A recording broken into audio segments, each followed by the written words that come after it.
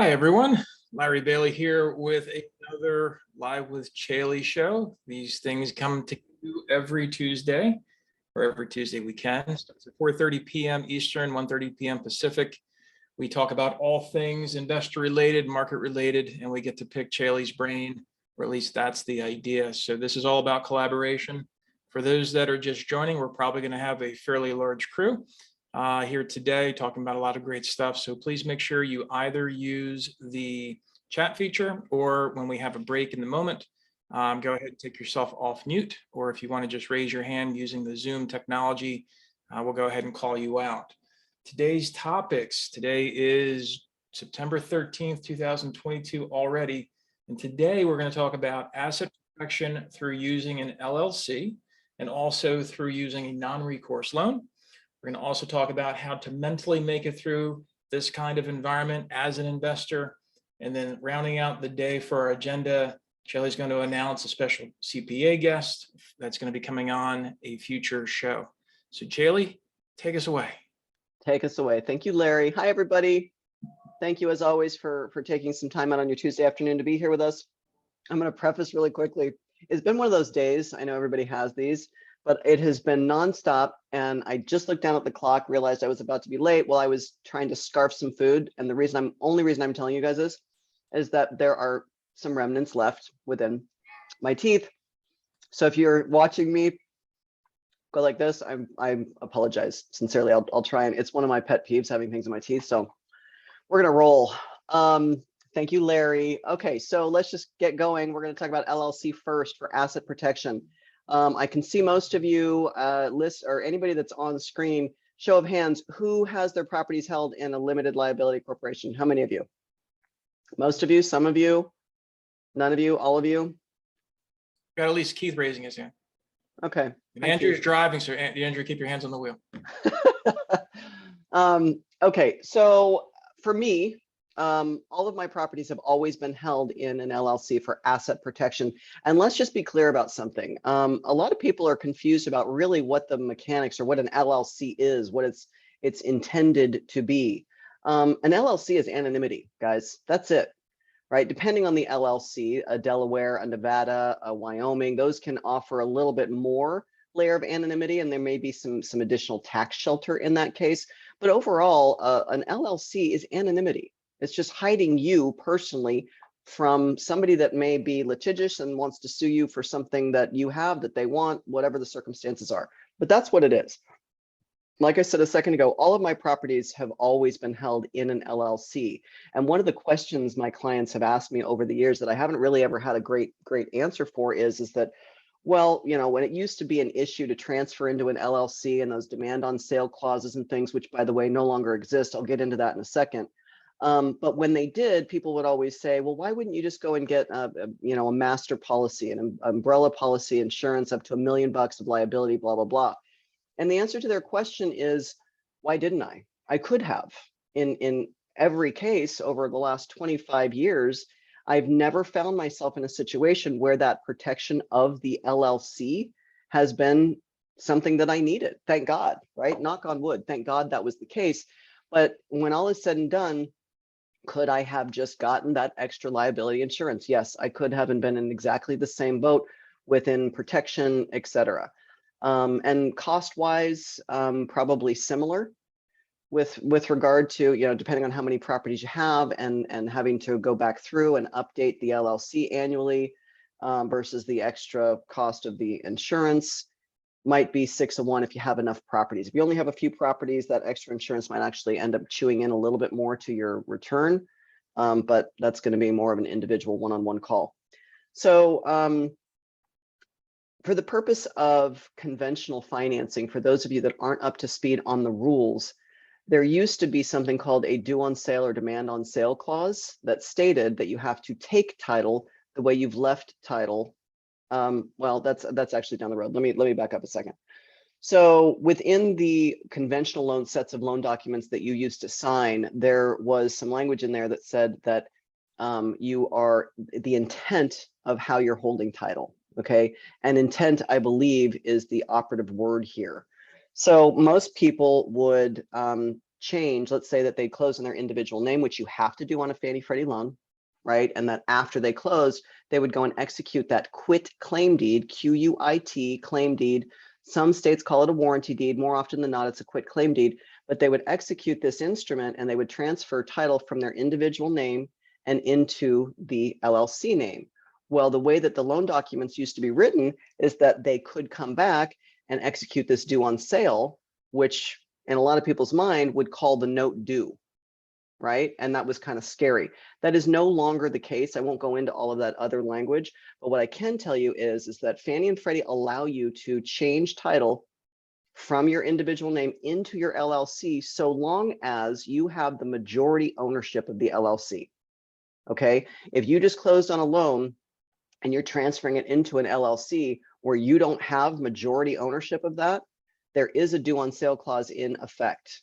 Okay, let's define due on sale because I think it's more ominous than a lot of people expect it to be. Just so that you know, in the event that any of you has a property where you put the LLC, put the property in an LLC, and maybe you don't have majority ownership of that, you need to be aware that the due on sale clause, if it ever comes up, highly unlikely that it would, but if it did, the whomever is holding that loan could call that note due. And what that means is that they will give you an appropriate amount of time to refinance that loan at your expense.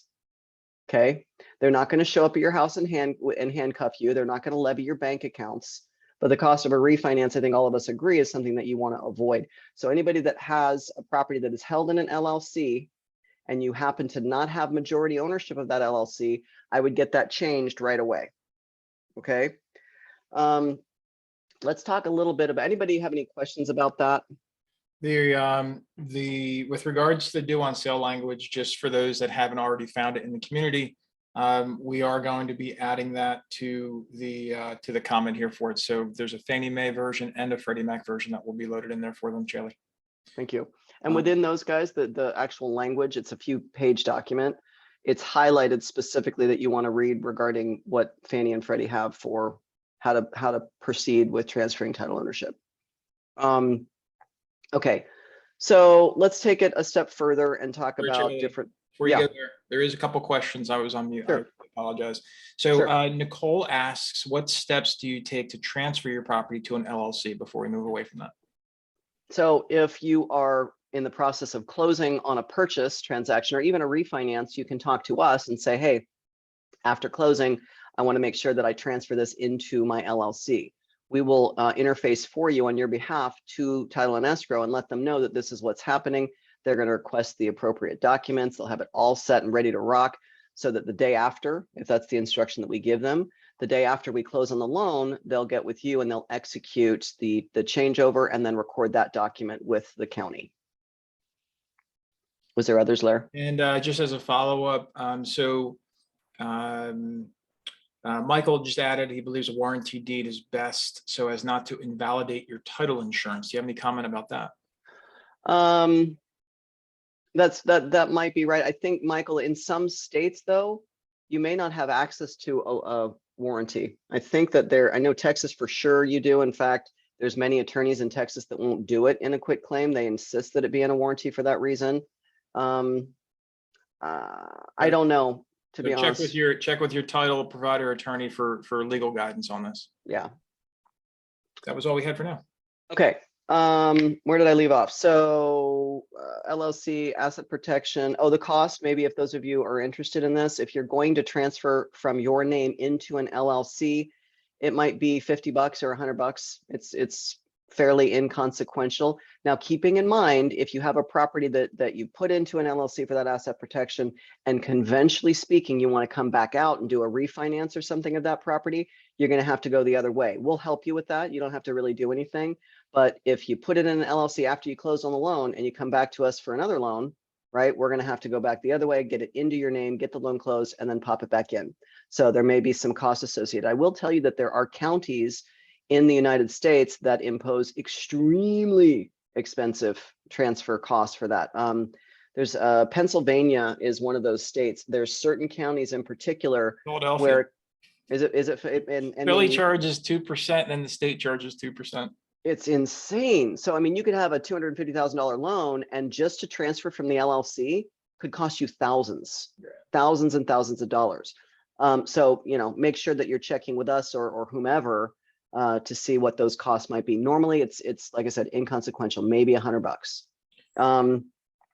Yeah, Larry. One more thing. So Krista, Yeah, can I ask a quick question about the transfer tax while we're Sure. on that subject? Is it something that does it go off of like what? So it's 2% to transfer. How do they determine where that transfer? What is it 2% of what? So like if I were to transfer it from me to my LLC, could I transfer it at $1 or $10 or $100, or does it go off of like the loan amount? Because this has come up in a couple other mastermind groups that I'm in, and nobody really knew the answer. It's going to be loan amount, Lisa. Of the loan amount. Of the loan amount. Yeah. Larry, you got something? And so you have to be really, really careful about this, Lisa. Maybe it was intentional to not give you a direct answer. Every, as Caeli said, sometimes you'll find different counties have different costs within the same state. Sometimes the costs are set at the state level. I would really encourage you to really defer to to a local title professional in that county to guide you on this legally. One of the other things that you could end up boxing yourself into again which is why you want to make sure you stay in touch with Ridge Lending, is you don't want to see a transfer cause you to lose the ability to use the fair market value of the property on one of those transfers because of something like flipping rules or something along those lines. And then Caeli, I know you usually also get into some specifics about the ownership of that LLC, also relative to the guidelines. Yeah. So when we talk about, I'm focused on the conventional, and this is probably true for most institutional leverage or lending. If you're going to close in an LLC or you're going to transfer to an LLC, you need to be the majority owner, right? No lender is going to have, they're not going to be okay either on the purchase transaction if you're able to close in an LLC, where the LLC ownership, you've got 25% ownership and your sister has 75% ownership, but she's not on the loan. They're not going to do that, right? So just make sure that you have that structured correctly. And while we're talking about this, let's just take a second and segue into maximizing your golden tickets, right? Your Fannie Mae, Freddie Mac loans, 10 of these per qualified individual. A lot of people have the misunderstanding that if you're on title to properties together, just being on title only, that it's going to count against one or the others, partners, husband and wife, whatever, one of the others 10 golden tickets. It is the debt obligation that counts. Okay, I'm going to take this even a step further. So when I have a husband and wife that come to me and they want to maximize 10 Fannie Freddie loans each, so for a total of 20, right? And let's say that Mrs. Smith has got more income than Mr. Smith right now, but we want to start working towards qualifying Mr. Smith in the future. And they have structured it so that they're joint on title, 50-50 on title. That's just how they've decided to do it. That's fine. But when we go to qualify Mr. Smith, when we're looking at a Schedule E, right, for all of the properties that they're reporting, and maybe they're getting really aggressive with tax deductions and things, and some of those properties are listed at a loss based on underwriting calculation. If Mr. Smith is on title to those properties, I'm going to have to hit Mr. Smith for those losses. So one of the strategy things that we're going to impose at some point is we're going to look at draft tax returns. Most of you on this call have heard me talk about draft tax returns before. It's very, very important that you are always submitting to us those draft returns before you file, so that these are the types of things that we can help you navigate. In that case, if I'm trying to get Mr. Smith to qualify for that particular calendar year, I'm going to look at that draft and I'm going to know what joint title, what property he's on title for and what he isn't. And when I see it, if they want to take the deductions and it doesn't hurt her from qualifying, Mrs. Smith from qualifying, I'm going to have them either set up a second LLC or take him off that LLC so that I don't have to hit him for the loss. Ideally, if you're going to do it this way and you have a partnership or a spouse situation, you really want two LLCs. Okay. And it's fine to have 50-50 on each one, but that gives us more flexibility to say, okay, I want to keep you on this LLC because the properties that this is held, that are held in this LLC are showing a gain. I want to keep you on those. But Mr. Smith, I'm going to take you off this LLC because these properties are showing a loss and I don't want to hit you for those. So I'm kind of going down a rabbit hole with you guys here, but there's a lot of strategy involved when you're talking about individuals that are investing together and there are LLCs involved. and maybe one doesn't have as much income as the other. Maybe this one's got stronger credit. There's a lot of moving parts that we want to consider and what we will use to advise you on an ongoing basis. So just make sure that you're sending us the drafts, I guess is the moral to that story. Send us the drafts before you file them. Okay, back to LLC. So we've got one more question, then I'm going to move you along to talking about the non-recourse loan. I Otherwise, got Series LLC I want to share real quick okay, after that. well, then you move that and then we'll get you over into non-recourse. So Andrew asked a question about seasoning. So if I have an LLC, if I have a property in an LLC, what is the seasoning time, if any, to refinance that because I have to pull it out of the LLC into my own name? How does that work? Andrew, can you say that another way? Give me the actual scenario, like the dates and what has happened. So go ahead, Andrew, and either take yourself off of mute or go ahead and chat it in. While we're getting that together, Caeli, do you want to go into your Series LLC? Sure. So a lot of times I'm hearing more often than not these days that a Series LLC is how their tax advisors or their real estate attorneys are suggesting they set up for asset protection. To date, okay, and I'm more than happy to hear anybody that has some counter intelligence on this, but to date, I have not found anything that supplies me with knowledge that says that is a more secure way of protecting your assets. In fact, what it does, as far as I'm concerned, is it creates a freaking nightmare, logistical nightmare from an underwriting perspective, not just for us, but for you guys. And let me share why. So for those of you that don't know what a Series LLC is, so I have 10 properties, okay? And I've got 11 LLCs. I have 10 properties, one for each one of my rentals. Every rental has its own individual LLC, and then there's a master LLC above that everything bleeds into. For underwriting purposes, we have to document and backtrack and paper trail every single one of those LLCs. I promise you, maybe it doesn't sound like a lot right now, but when you look in the back end and the paperwork and all of the connecting of the dots that is required to get a loan through underwriting, especially for somebody that's got so many properties, that is not something that you want to go through. I don't want to go through it. I know you guys don't want to go through it. And like I said, I can't find any evidence that empirically says that this is the way to do it and why. I think that asset protection, general rule of thumb for me over the years, I've usually said 2, 3, 4, maybe 5 properties per LLC. Usually you don't want to have more eggs in one basket. So if you've got multiple properties, like I said, 2 to 5 max per LLC. The other thing I want to say really quickly about LLC, and this was information that I got early on and I felt like it was bad information, is I was told that I need to establish the LLC in the state in which the property is located. I disagree with this. The only thing that it ever ended up doing for me is now that I was obligated to file that state's tax return. There's no reason that I have to have my property in Florida in a Florida LLC. I've chosen to elect, I mean, I've got LLCs in Oregon, which is my hometown, but those Nevada and the Wyoming and the Delaware, I've got those that I've generally used for most of my properties. And I quickly avoided filing or securing LLCs in the state that the property is in, because once you do that, you now have a state tax return, additional state tax return that you have to file. Okay, was Andrew able to? So Andrew, I think might be connected or not connected. Looks like he's coming off mute.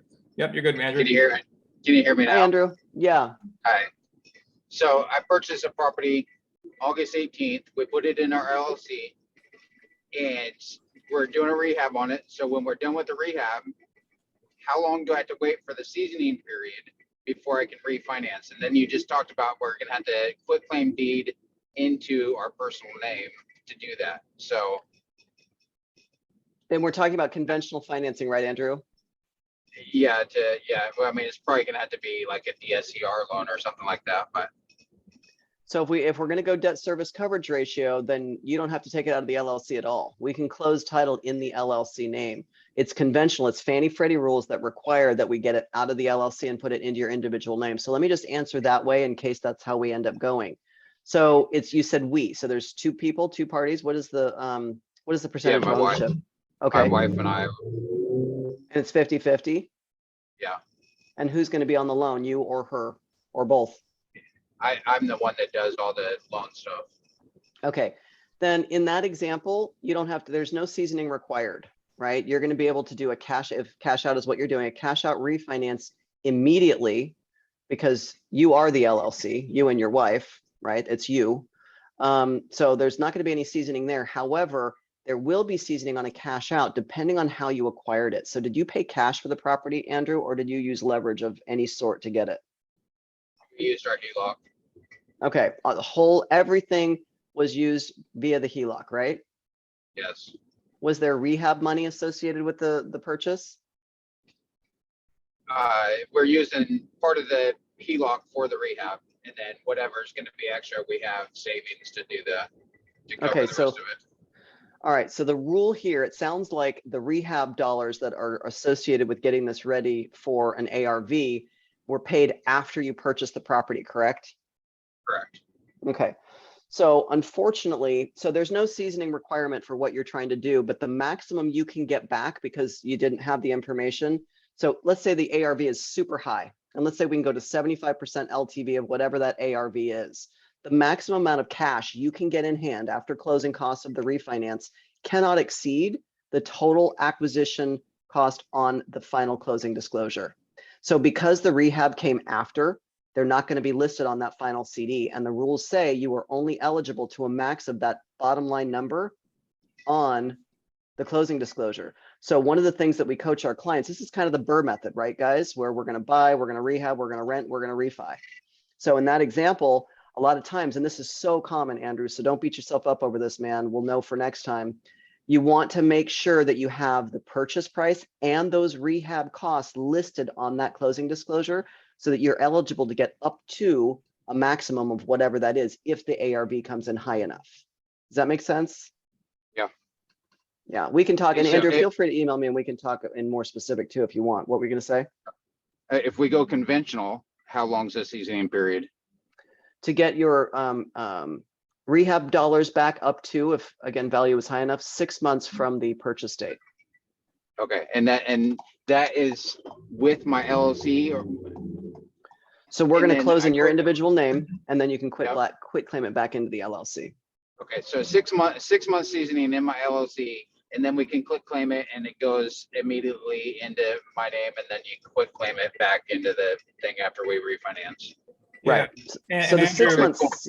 Go ahead, Larry. I was just going to add, and Andrew, as you have specific questions like this, if anybody has specific questions that are really personal to your situation, fully recommend you just pick up the phone after you're done here, call 855-74-RIDGE.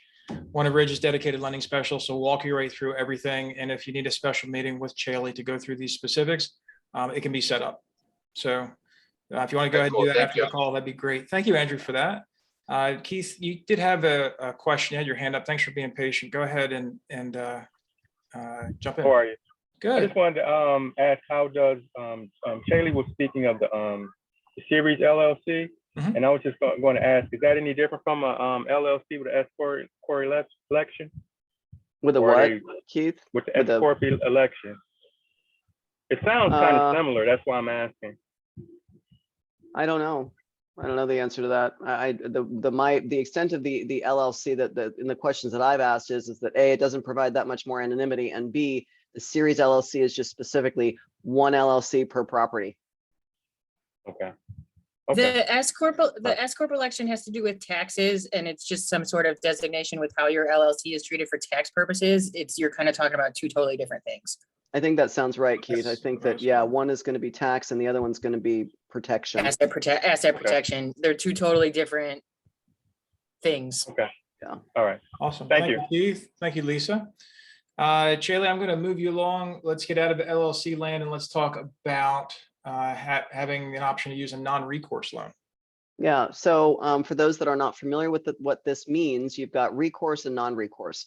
Fannie Mae and Freddie Mac is pure recourse. Recourse means you have a personal guarantee against this loan so that in the event of default, if you stop making your mortgage payment, the lender can come back and attach your assets. They can come after you for their losses. That's a recourse loan. Fannie, Freddie, all recourse. You can even get a commercial loan that is in the name of the LLC, right? And this is another really common misconception. So you went and you got an LLC. This one's my favorite. One of my clients had this. It's 5 o'clock somewhere LLC. Okay, that's the one I use just because it's funny to me. It's 5 o'clock somewhere LLC. And I went and got a loan in the LLC name and title closed in the LLC name. However, I signed a personal guarantee. Caeli Ridge signed a personal guarantee, in which case that is recourse. Non-recourse is when the loan closes and title closes in the LLC name and there is no personal guarantee. So if you default, can the lender come back on you and attach your assets for their losses? Negative, they cannot.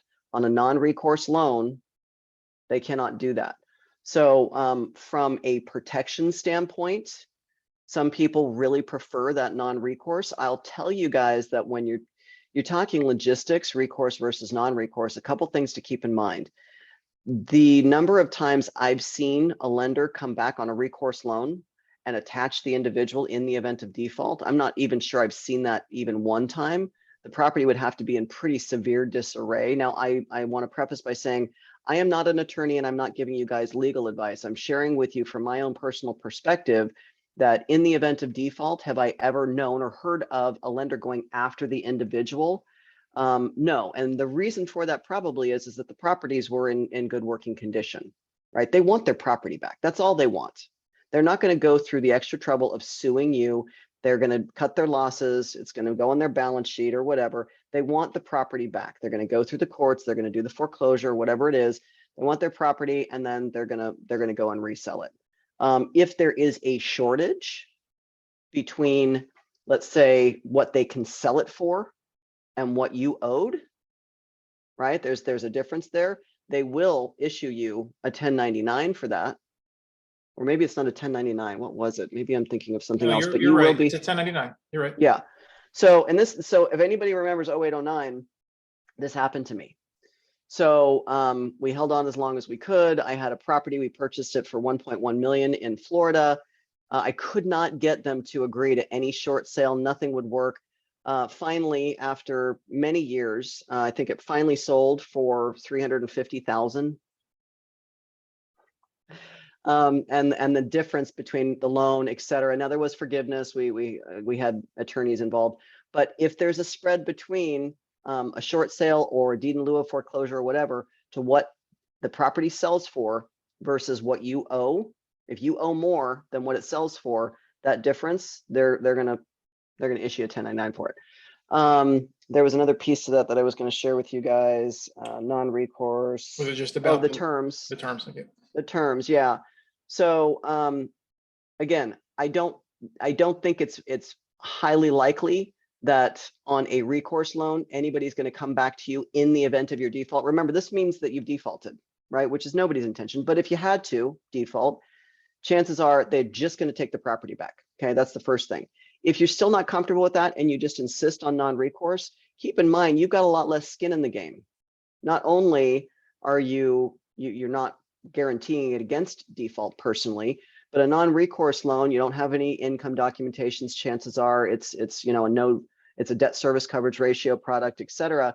The terms and the rate are not going to be as favorable, right? The terms are going to be shorter, probably an arm, and it's going to be a higher interest rate. So just be prepared for that. If you guys are deciding between recourse or non-recourse, that's what you need to be thinking of. I would tell you, go recourse. Unless you've got very, very specific reasons to go non-recourse or the product availability and the terms are attractive enough, I just don't think that the non-recourse is absolutely necessary. We have both, and depending on your circumstances, I think ultimately answers the question and dictates which direction we're going to go.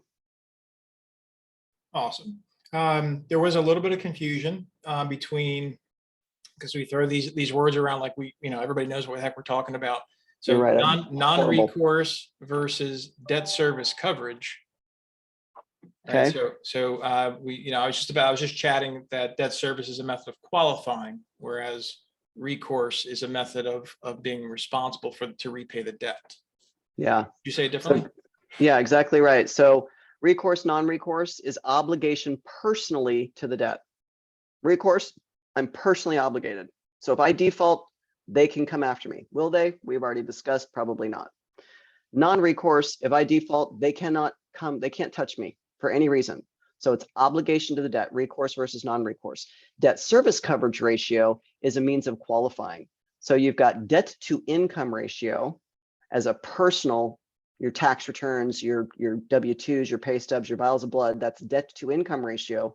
where you've got to have like 50% usually or less debt to income ratio, your income against your monthly debt. Debt service coverage ratio, no income documentation from you. All we care about is the property's rent divided by the monthly payment, right? And if within that division, it meets a certain debt service coverage ratio, DSCR, 1.0 and above is typical. You can be less than that, but the rates will be higher. That's the distinction between those two. Awesome. Caeli, I'm going to ask you to take a step back. And you said I think at one point you said you're about 100 years old, so you've seen a few of these cycles. But in all seriousness, like what would you say to an investor to really gauge them and help them mentally get through this kind of an environment right now?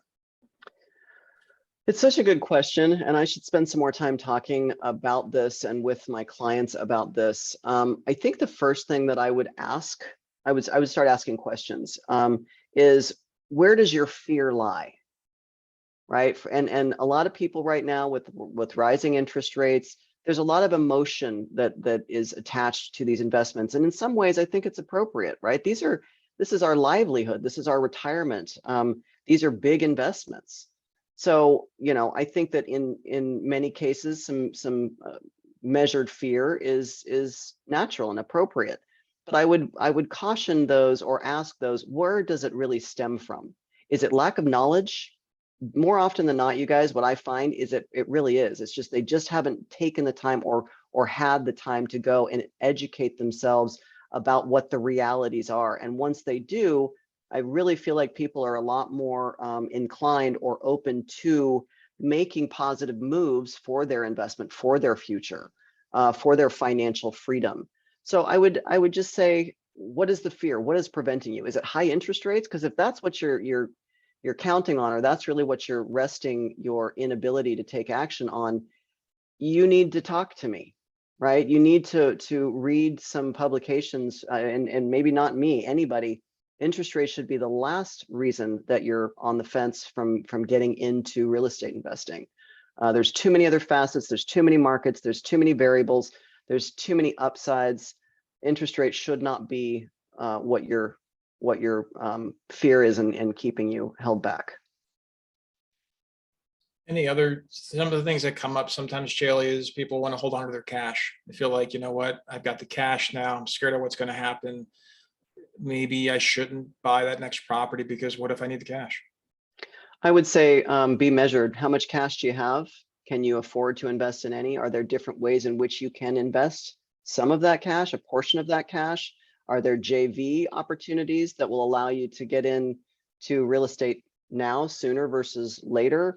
Lines of credit, right? Where you can kind of have the best of all worlds, whether secured or unsecured.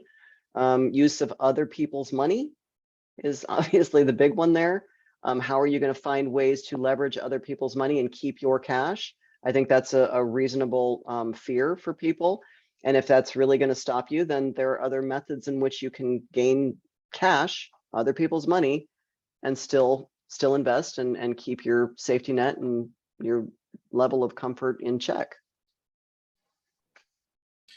So moving us forward, if anyone has any questions on these topics, go ahead and please enter them in chat or raise your hand on the Zoom tool technology stuff. We have been talking about having a special guest on the show in one way or another. So I'll give the honors to you if you'd like.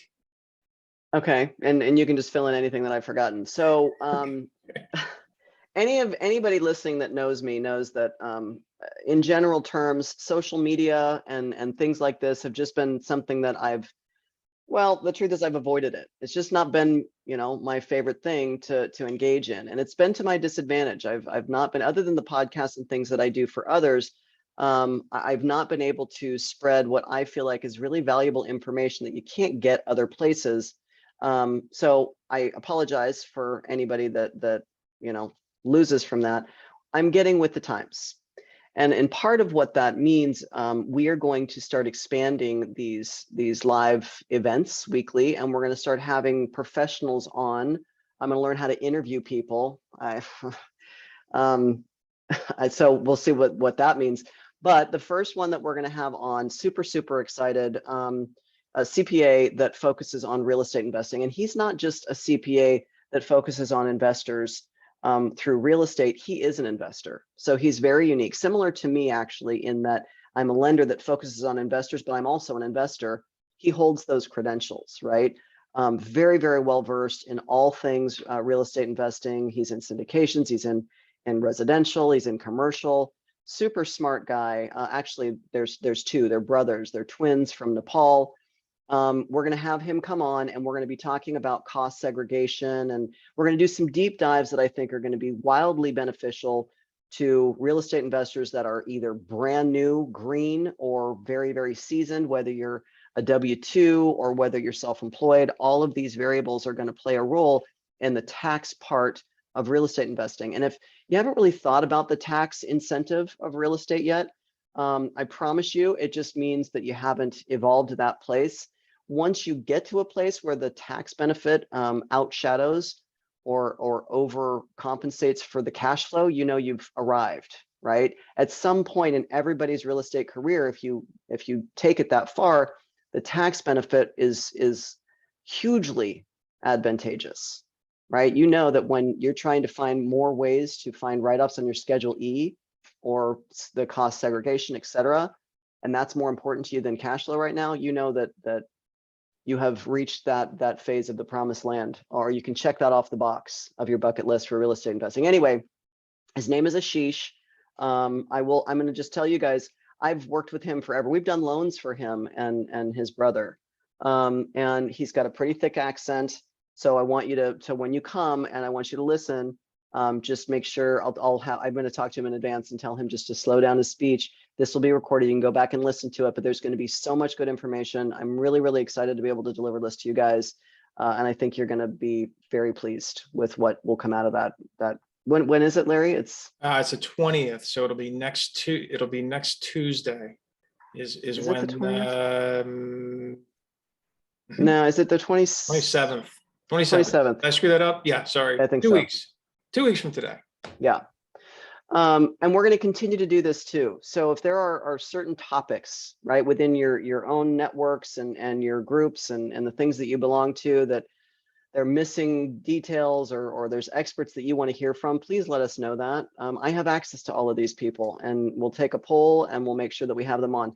And in coming weeks, months, maybe it's a little premature, we're going to be highlighting different markets and actual inventory. I don't know, I might be letting the cat out of the bag. Larry's might be looking at me sideways. You're getting way ahead of us, Caeli. Okay. You're making promises your ass can't cash. That's right. I'm writing checks, my ass can't cash. But anyway, that's something that is important to me, to be able to provide you guys with real inventory, real live inventory and properties that make sense. And anyway, that's coming down the pike. I thought it was, on the CPA part, one of the things that was really interesting that I think is going to be great for a lot of people is Ashish understands both the lender and the CPA side, and to really work with somebody who really can get that has really helped us with a lot of closings. Yeah.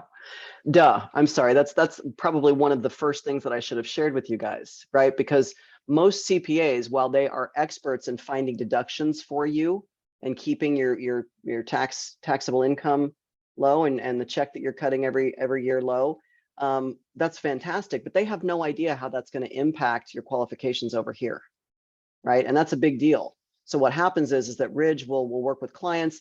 I'm all the time going kind of behind the scenes, working directly with the CPA and making sure that they know that based on these numbers, this is what's going to happen to Mr. Jones's debt to income ratio. And then we find a happy medium. And all three of us collectively together come up with what's the best solution, right? Maybe one year it's maxing out the deductions. Maybe the other year we're going to carry some losses forward, blah, blah, blah, blah, blah. These guys really understand those underwriting guidelines and can help manage and strategize from both perspectives. So that's key. Thank you, Larry, for reminding me to. It's okay. When you remember stuff, I forget. And yeah, we're good. We're a good team. We're a good team.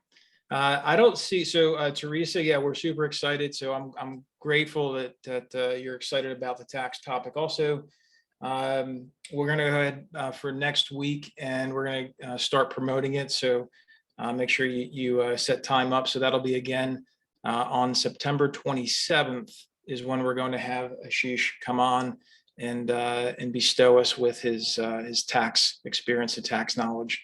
We'll make sure everybody's prepared for that. If anyone has any other questions, go ahead and speak up.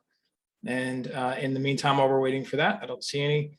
Caeli, in the news today, again, for those that are following along, I know we talk about rates a lot with the economics and the inflation news. Do you have anything? Have you changed your mind recently over the last couple of weeks as things have gotten hotter and heavier with regards to inflation concerns and prices coming down and rates going up? Anything changed from your end? No, the deal is the deal, guys, right? Every market is going to be unique. If you have been focused on one market where these rising interest rates haven't quite caught up with the rents or whatever the circumstances are, pick a different market. No, absolutely not. I think that it's always going to be a good time to invest in real estate. Now, whether that means single family residence or 2 to 4 or short term or long term, all of those variables play a role, is what dictates whether the property is a sound investment or not the interest rate, not the turnkey. All those other variables have to be considered if you guys are making a decision. And if you're finding properties and you're looking under every rock that you can find and it's just not making sense, then let's get on the phone and look at it together. Something is wrong. We need to look in different markets, or we need to look at a different strategy, and come up with a new plan. Good deal. Awesome. Well, I think that's it. We've answered everyone's questions, and thank you everyone for coming today. We had a really great audience, and thank you, Caeli, for letting us know what's going on. For those that want to catch up with us, always Tuesdays, 4:30 p.m. Eastern, 1:30 p.m. Pacific. Check us out here live with Caeli, 855-74 Ridge, or email info@ridgelendinggroup.com. Thank you, everybody. Bye, guys. Thanks.